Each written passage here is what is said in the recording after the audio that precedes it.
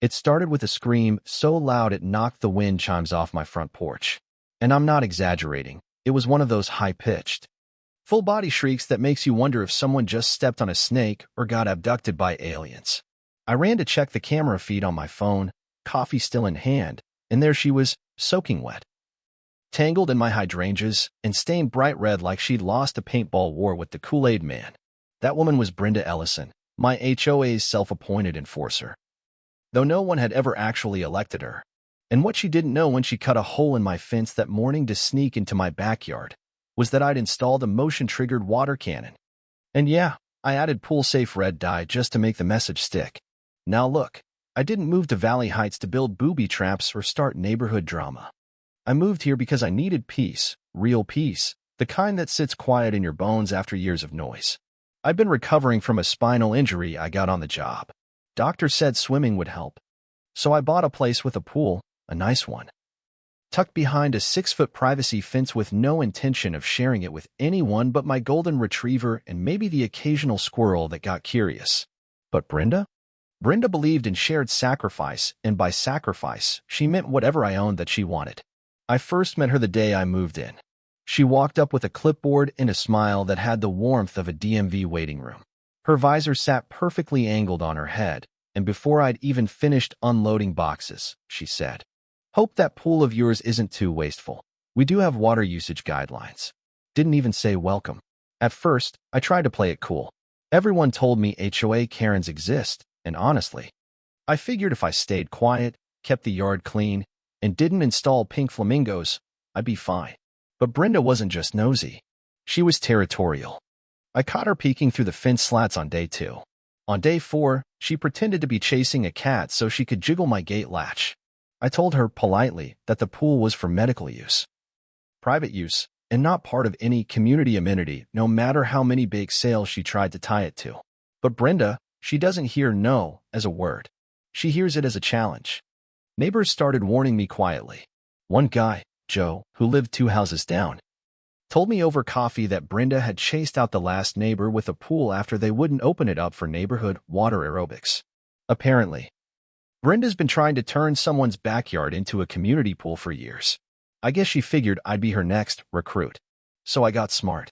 Dug up some of my old gear from a garage tech project, repurposed a motion sensor, hit the pool store for the hardware, and put together a little contraption hidden in a planter box by the fence. Nothing dangerous, just a short, high-pressure water blast with a touch of red dye. All legal, all safe, all incredibly satisfying. I honestly thought that would be enough to scare her off. I underestimated her. Sunday morning rolls around. I'm halfway through a crossword, coffee steaming in my hand, and my phone pings. Motion alert, side fence. I pull up the camera. There she is, Brenda freaking Ellison. Dressed like a ninja, sunglasses, gloves, bolt cutters. She snips the lower fence panel, crouches down like she's breaking into Fort Knox, and starts sneaking across my lawn. I barely had time to whisper, "You've got to be kidding me," before the cannon went off. A geyser of red water slammed right into her chest. She screamed like she'd been shot, stumbled backwards, tripped over my sprinkler head, and landed flat on her back in a pile of rose mulch. The dye stained her clothes, her face, even her visor. Her hair turned pink instantly. And yeah, I laughed. My dog barked like it was the best thing he'd ever seen. I posted the video clip on the neighborhood app with the caption, "Unauthorized swim attempt denied." It took less than 10 minutes before the comments rolled in. "Is that Brenda? OMG, I'm crying." Finally, someone stood up to her. It exploded. Someone even reposted it to a local meme page. Brenda, on the other hand, was not amused. She stomped off my property, dripping and fuming, yelling something about lawsuits and biochemical warfare. The next day, she showed up with the actual HOA president, a guy named Peter Donnelly, who looked like he'd rather be anywhere else. Peter said, in the most uncomfortable tone imaginable, "This kind of setup may be in violation of Section 12C regarding unapproved exterior hardware." I handed him a folder with my permits, a copy of local regulations, and a printed legal opinion from a friend of mine who works in property law. Peter blinked, skimmed the paper, handed it back, and said, "Well, seems compliant to me." Brenda turned bright purple under the red dye that still hadn't fully washed out of her arms. She muttered, "This isn't over," and stormed off like a drenched cartoon villain. And she was right. It wasn't. 2 nights later, I woke up to find my pool full of glitter. Not a little bit. Pounds. Layers. Floating sparkles. Slime. Pool noodles chopped into bits. And what I can only describe as craft store vomit. I pulled the camera footage. Sure enough, there she was again, tossing garbage over the fence like she was reverse Santa. I called it in. Police made a report, but since it wasn't live trespassing, all they could do was issue a warning. Brenda denied everything. Said she was asleep. Suggested maybe I dumped glitter in my own pool for attention. That's when I upgraded the Canon. Version 2.0. I added a second nozzle, a wider arc, and green UV reactive dye. I also installed a robotic speaker voice that said, "Trespasser detected. You are being recorded." Next time she came back, she wore a rain poncho, shower cap, and goggles. No joke. She looked like she was prepping for toxic fallout. She crawled under the fence panel she'd damaged earlier, flashlight in hand, stepped into the sensor zone, and boom, the poncho ballooned. Then burst. The dye soaked her again. The robot voice kicked in. She ran like a greased ferret, slipped in the grass, face planted, and crawled out of my yard screaming. I didn't post that one. I didn't need to. The neighborhood kids caught it on TikTok. It went viral overnight. Someone even added opera music and turned it into a full-on drama. By then, she wasn't just the local HOA menace. She was an internet meme. But beneath the humiliation, something darker was brewing. One of the older board members, nice guy named Harold, quietly handed me a folder one afternoon. Inside, notes from a prior HOA meeting, handwritten plans about a community wellness center. A dream Brenda had apparently pitched for years, complete with pool access. And my backyard? Prime location. Suddenly it all made sense. The trespassing. The pressure. The glitter. The sabotage. She wasn't just being entitled. She was trying to force me out. So I got serious. I added thermal cameras, ground vibration sensors, backup solar, the whole deal. I started talking to neighbors who'd had run-ins with her. Turned out, Brenda had a long track record, threatening fines, spying, leaving flyers, even reporting people for having unapproved lawn chairs. I compiled everything. Videos, statements, police reports. I wasn't just defending a pool anymore. I was building a case. And then came the final act. 2:14 a.m. Brenda shows up again, dragging a small aluminum ladder. She's dressed in all black, moving slow, scanning for sensors.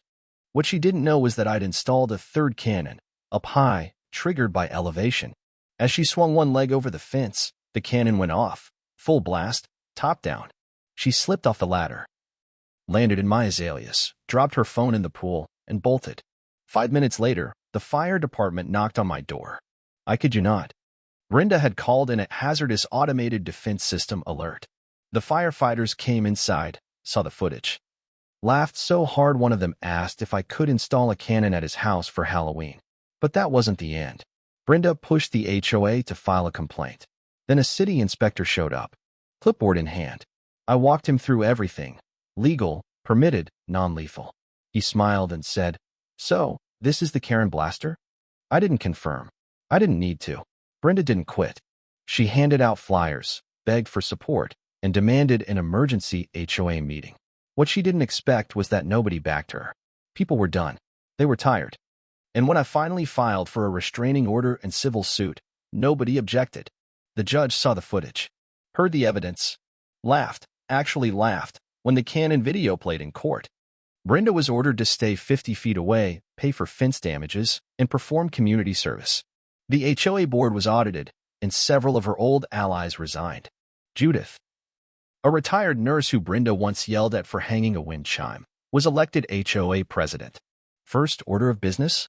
New bylaws requiring 2/3 homeowner approval for any future community developments. That backyard battle? It became legend. Someone even brought cupcakes to the neighborhood barbecue shaped like little water cannons. I left one of mine active, set to shoot confetti every hour. It's a joke now. A reminder. A monument. Brenda moved out quietly a few months later. No goodbyes. No statement. Her house went dark, grass overgrew, and her kingdom of control crumbled like a soggy HOA pamphlet. These days, my pool is calm again. Clean. Quiet. Peaceful. Just like I intended. But the cannons? They're still there. One is now a fountain. One guards the grill. And one stays loaded, hidden in the bushes. Not because I expect trouble, but because sometimes peace needs a guardian. Let me ask you something. If you were in my shoes, would you have fought back the same way? Or would you have let it slide? Hoped it would blow over? Tell me down in the comments. Where do you draw the line between community rules and personal rights? And have you ever dealt with your own version of Brenda? Like the video if you've ever wished you had your own cannon. And hey, subscribe if you believe peace is worth defending. Even if it takes a little water and dye.